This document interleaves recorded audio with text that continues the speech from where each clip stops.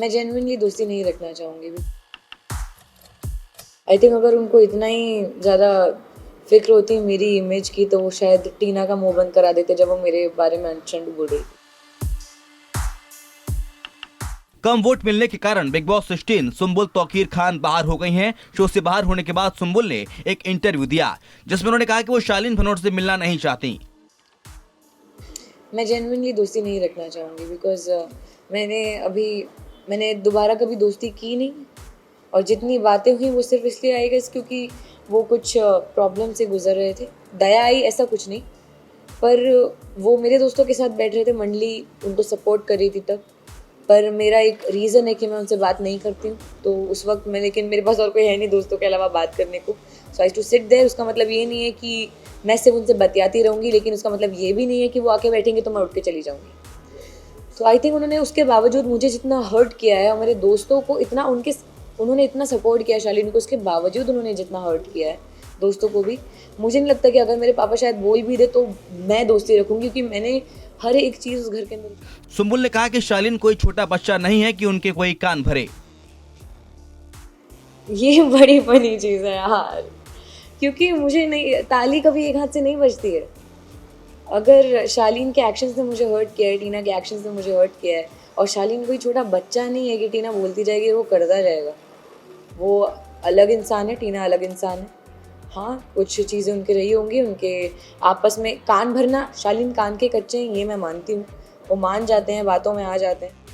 I think अगर उनको इतना ही ज़्यादा फिक्र होती मेरी इमेज की तो वो शायद टीना का मुंह बंद करा देते जब वो मेरे बारे में अनचंड बोल रही थी।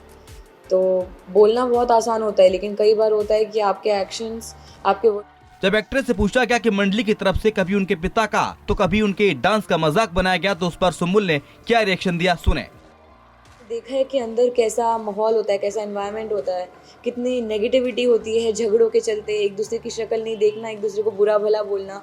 तो मैंने वहाँ पे रहते हुए वो चीज़ें देखी हैं, वो चीज़ें फील की हैं। इतनी नेगेटिविटी अपने पास मैंने पहली बार फील की है, लेकिन उसी वक्त में सिर्फ एक साजिद सर और अब्दू हैं जो सबको खुश रखने की कोशिश करते हैं, चाहे वो मेरा ही मजाक क्यों ना बनाए। पर अगर मेरा मजाक बन रहा है और उससे मेरी पूरे दोस्त जितने हैं वो सब हंस रहे हैं, इनफैक्ट मुझे भी हंसी आ रही है, तो हम जब एक नेगेटिव माहौल को पॉजिटिव वाइब में कन्वर्ट कर रहे हैं, आई डोंट थिंक कि इसमें कुछ बुली जैसा है।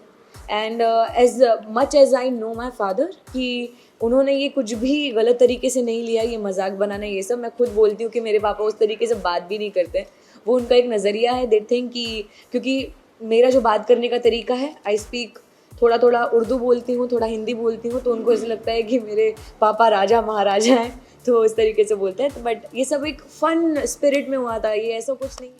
प्रियंका के टिकट टू फिनाले में सपोर्ट करने पर भी सुम्बुल ने रिएक्शन दिया।